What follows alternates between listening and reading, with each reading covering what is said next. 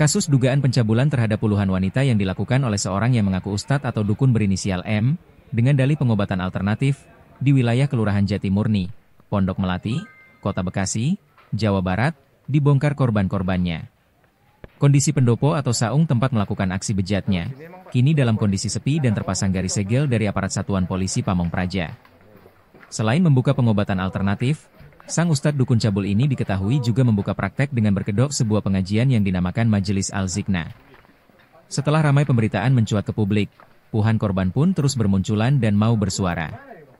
Kondisi pendopo atau saung ustadz dukun cabul inisial M usia 61 tahun di RT 02 RW 06 Jatimurni sunyi sepi.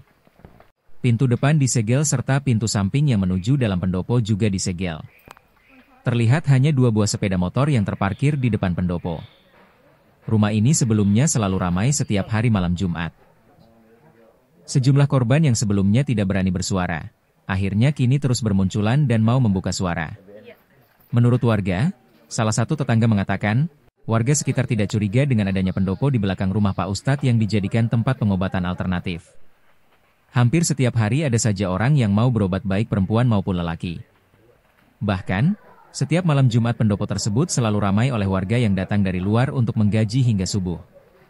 Korban-korban diketahui mencapai puluhan orang dan semua korban merupakan wanita. Modus terduga pelaku ini bisa mengobati korban.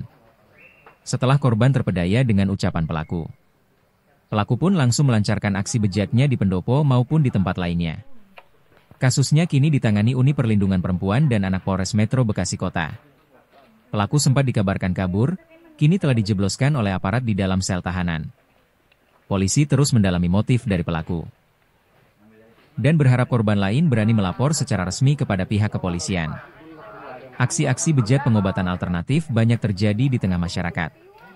Warga dihimbau untuk terus berhati-hati. Tim Liputan Fenomena.id.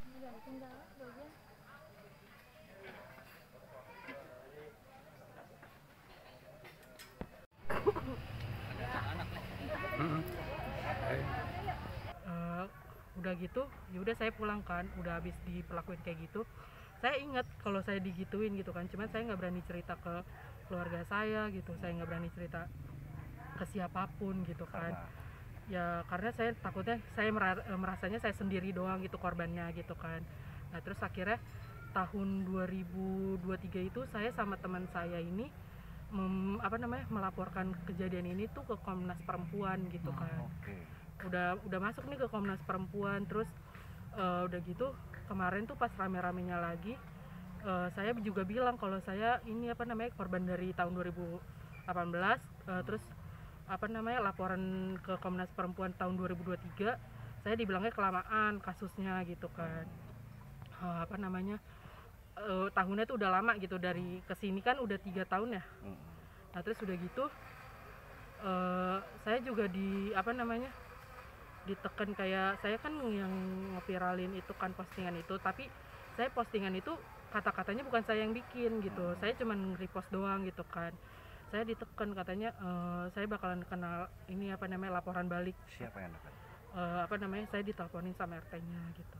RT sama RT sini gitu, sama soalnya RT sama RW-nya sampai nelpon ke bibi saya gitu. Saya sampai nangis-nangis di telepon gitu kan. Karena dasar tidak punya bukti itu. Iya, karena saya pertama nggak punya bukti. Terus kedua saya kan ngeposting-postingan itu. Katanya ini pencemaran nama baik sama fitnah gitu. Sedangkan saya korban gitu kan. Saya nggak mau makin banyak korban lain lagi gitu kan. Ya udah sih gitu aja Mas. Nah, dengan adanya kejadian ini sekarang udah terungkap. Apa harapan dari Mbak sendiri? Ya saya pengennya segera ditangkap aja pelakunya gitu loh, soalnya kan kayak makin kesini, kemarin pelakunya masih berkeliaran gitu, masih enak-enak jalan gitu kan, tapi belum ada tindakan apapun gitu. Jadi ya kayak makin berbelit aja gitu kasusnya ini tuh. Kalau dari Mbak sendiri, berapa banyak korban yang sudah diketahui? Sebenarnya banyak, lebih dari 10. Cuman yang para lainnya tuh pada nggak mau ikut lapor. Bukan yang nggak mau ikut lapor, dia nggak mau ikut kayak gini gitu loh, kumpulan kayak gini tuh mereka pada nggak mau gitu.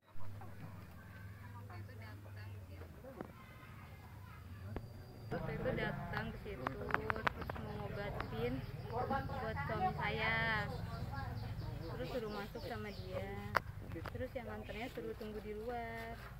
Terus pertama-tama dia duduk, terus saya dipangku sama dia, terus dipangku dari belakang dia ngeraba-raba gitu, ngeraba bagian payudara saya. Terus saya bilang, kok kayak gini? Terus kata dia, pengobatannya emang kayak gini, kayak gitu. Yang lain juga begitu. Terus habis dari payudara dia ke kuping, di kuping diciumin, dari kuping ke pipi, terus dari pipi tuh ke mulut, dari kayak gitu udah menghindar. Kata dia nggak apa-apa, nanti suaminya bakal balik lagi. Terus habis dari itu tangannya masuk ke kemaluan saya, terus kayak gituin, dimasuk-masukin sampai di habis dari tangan itu baju saya dibuka sedikit, terus kayak nyisep payudara saya kayak gitu. Terus saya udah bilang kok kayak gini nggak apa-apa. Terus habis lama jarinya dimasuk-masukin ke kemaluan saya, terus gak lama tangan dia masuk lagi ke mandi buat ngocok punya dia sampai keluar. Udah. Itu kejadiannya kapan? Tahun 2016. Itu selama itu kamu nggak lapor kemana-mana? Enggak, takut. Tadinya berobat untuk ngobatin apa sih? Obatin apa sakitnya? Buat suami saya kan nggak pulang-pulang, biar suami saya pulang. Minta petunjuk gitu. Iya gitu. Minta air ya? Iya minta. Tahu informasi bapak Dia itu bisa. dari mana? Ada yang ngajak. Oh, dengan Yang ngajak sempet juga digituin nggak? Cerita nggak? Nggak tahu kalau yang ngajak. Terus airnya dikasih air. Airnya Iya dikasih air. Mbak, selama dari tahun 2016 sampai baru sekarang ini masih simpen aja itu nggak Iya. berani Nggak ngungkap? berani. Karena mungkin malu atau apa? Malu sama takut. Malu. Takut. Ada ancaman nggak? Nggak ada ancaman sih, tapi takutnya nanti disangkanya fitnah, orang nggak percaya gitu. Tapi posisi saat Mbak datang untuk berobat sepi atau gimana kan? Sepi. Dia punya istri. Sepi. Oh sepi. Cuman ada dia. Itu dilakukan di ruang apa kamar atau di tempat apa kak? Di gubuk dia itu. Oh, di pendopo. Iya.